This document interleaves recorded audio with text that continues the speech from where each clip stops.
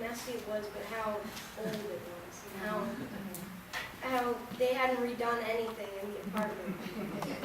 I love antiques and stuff, so it was very cool to me how original it was, and it was just cool.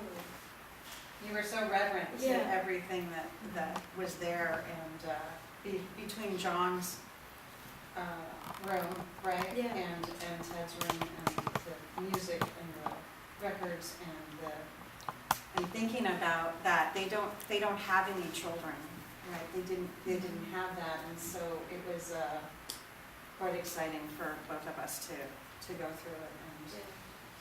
And Spencer has a whole collection of antiques and photographs and things that we That's got interesting. at his apartment. So. To Ted. Cheers. Cheers.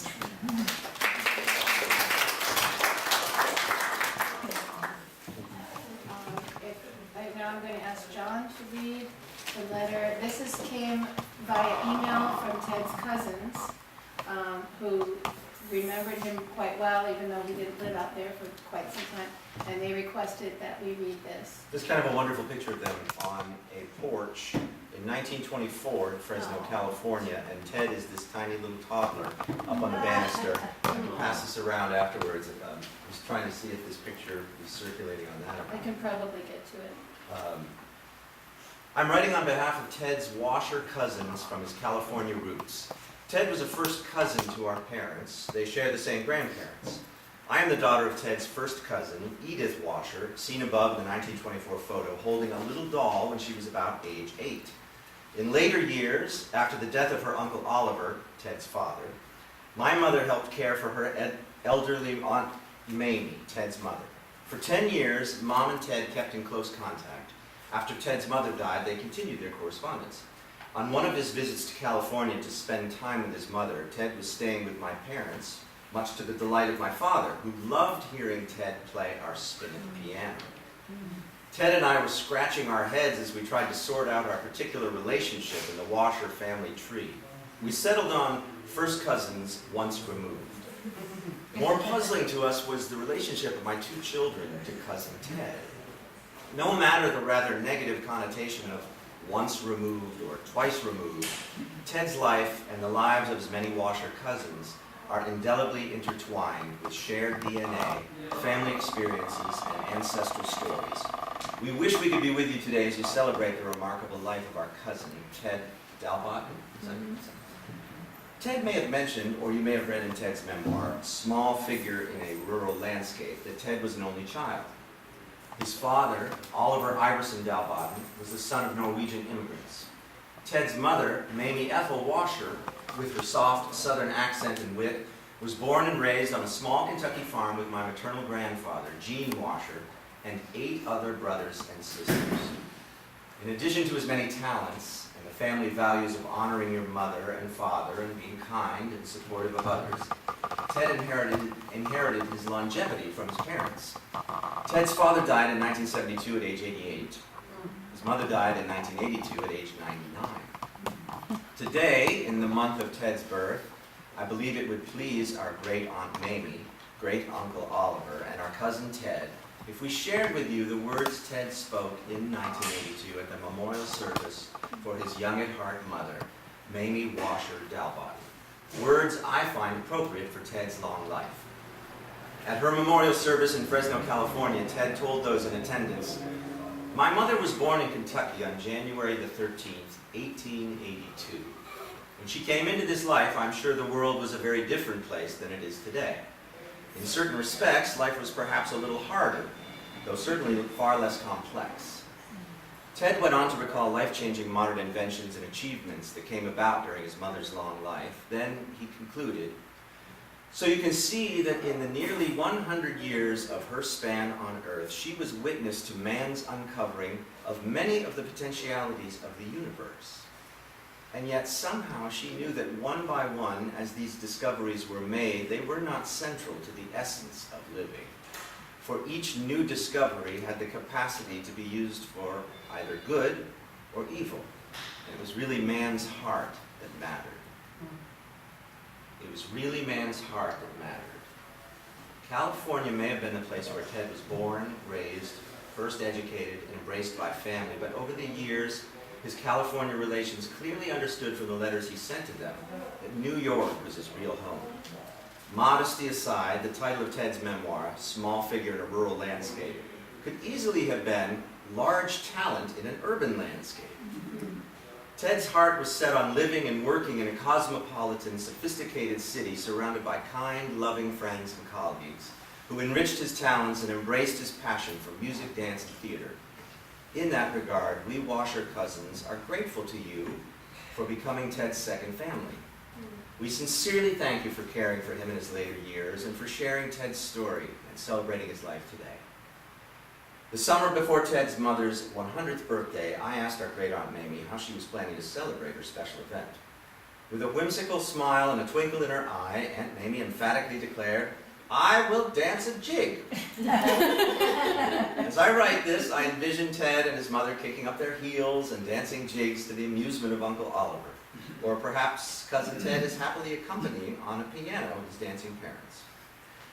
This was written by Cousin Donna, daughter of Ted's first cousin, Edith Washer, Cousin Suzanne, daughter of Ted's first cousin, Ruth Washer, and Cousin Sharon, who also adds, "Although I never had the pleasure of meeting our cousin Ted, I have great admiration for what he accomplished in his lifetime.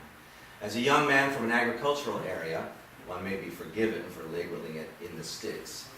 With only talent, determination, and intestinal fortitude, guts, he managed to succeed in a field where few other hopefuls have been able to afford food and shelter, let alone an apartment overlooking Central Park.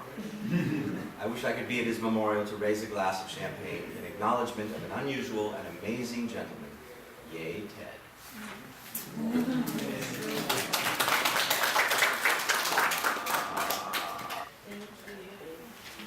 now they introduce Monica Fields. I guess I can just sit here, you can hear me. Yeah, well, I was actually going to do a reading, but then it turned out that we didn't feel like it. So, Ted, I'm going to say a few words about Ted, and then our group, we all improvised. Ted was part of it for a very, very long time. And he actually was able to dance with us really till about a year before he died. Even though he had to use the walker and had that limited vocabulary, he was always so within the spirit of the subject, so in, that even if he was doing very little, just clunking the thing or something, he clunked it in a way that made you know that clunk counted, so it was a very special thing to have him with us. So we're going to dance. We thought we had a little different space, so you're going to have to figure out how to see us, because we're going to be on the same level as probably you all. And we're just going to do an improv, which I'll introduce later, because Ted basically liked to do that with us and was with us so long. Ted, nobody needs to hear this. Remarkable, beyond remarkable. I put on my page trying to write it. Amazing, amazing, amazing, amazing. And this is the words, and I was talking to some of his friends about these two words, and they said, yes, that was good. Because it came to me, these two amazing words for one human to be. And that is erudite and innocent. And that to me says it all. He completely gave, and the other thing that just wipes me out, how about you all? Never, as far as I can tell, wasted one second. No, really, think about that. He never, I do not think he ever went, I know he didn't. Right? He's so in, every little thing is full and gives and deserves every bit of energy and respect. I can't even picture him thinking of wasting any time. Do you think that's true? I think that's true. Yeah. So that's my, that's really says everything. I think he heard me with a very big voice outside Dalbotten Theater, and I was doing something there, and he heard this person who was talking, which is not the usual for a dance concert, and he just caught on a little bit, and he didn't say anything, but he said he liked the music. I had my impulses coming with me. And so I think he invited me to do something at Columbia College, and just a little afternoon thing.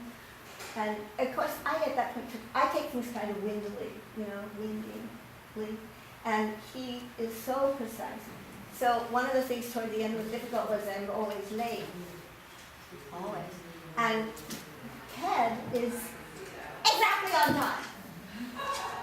And so it's so hard because he's sitting and but he never wastes time. He's waiting for you. I don't know. It was always a hard one for me. What else did I really want to say about my Ted?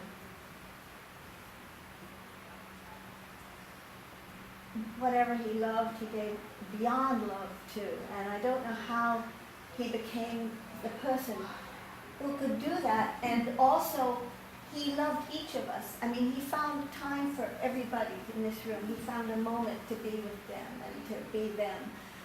He wasn't an extrovert, but he was in a sense an introvert, but that incredible delicate veil that he just kept tearing open and go right to you.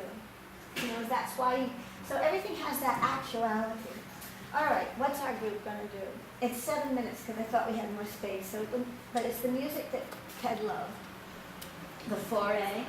And also, I invited him first. When we first met, he said, could he play for my class? No, that's not right. I asked him if he would play for my class. And he was very sweet. He said he would like to. And then he played for 2 classes and asked if he could dance instead. Isn't that erotic? That's so great. And the other thing I was about to say is about his preciseness. I was taking care of him before he got really sick. He'd fallen, and I went and got his things and he told me for his toothbrush, because he was having problems there. And he brought everything over, and then I said, "So there you go, Ted." And he goes, and I mean this. About 3.5 to 4 minutes, he did this one.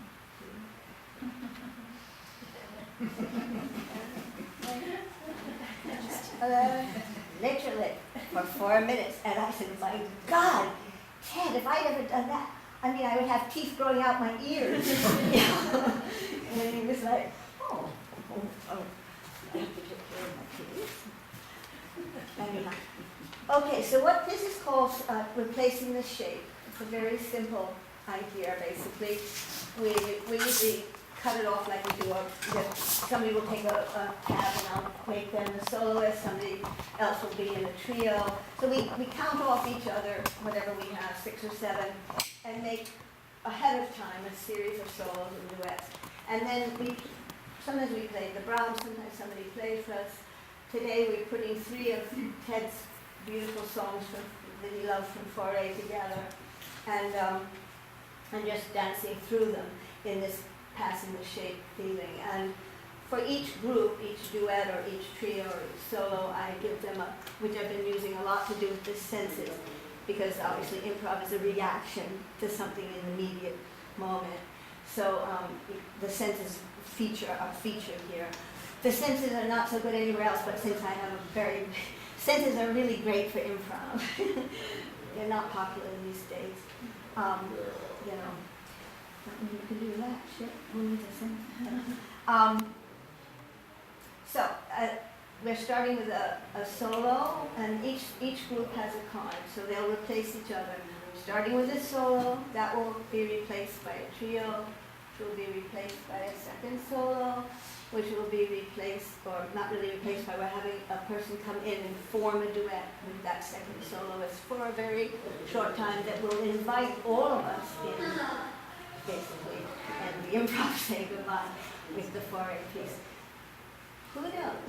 And they're improvising beautifully. So, think anything else we need to say?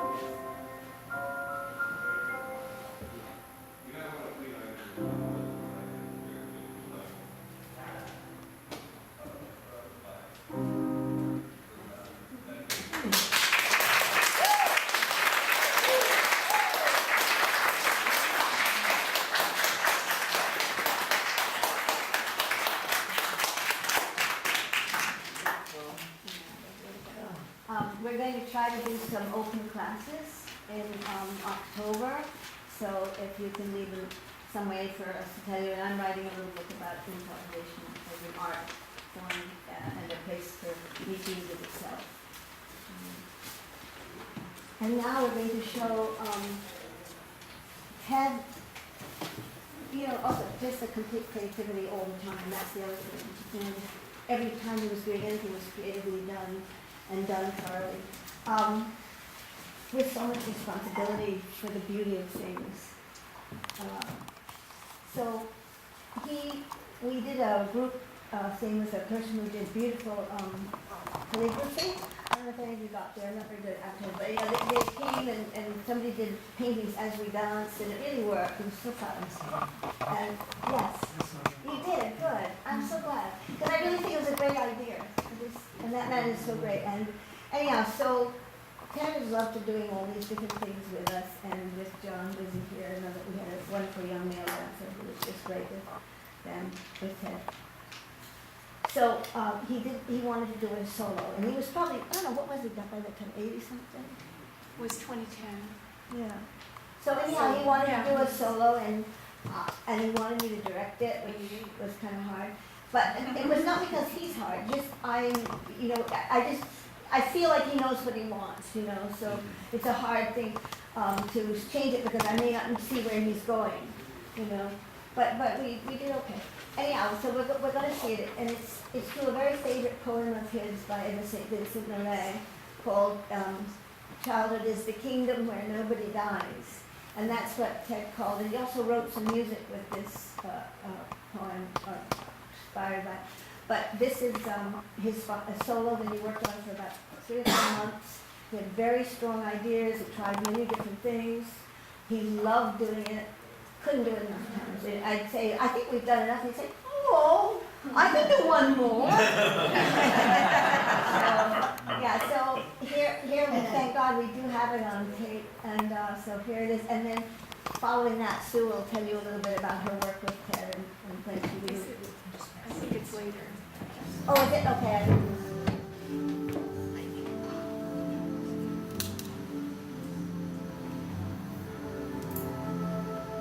You need to move around. Move yourself. If you can't see, move around. It's out of I'm going to pause it a moment. Yeah. Because I want everyone to be able to see. Move your chair, sit on the floor. At least, You yeah. can peek at this screen. And let me move. Yeah. Because I want you to see your If beautiful anybody friend needs to move. who loved you best of everybody in here. Yay!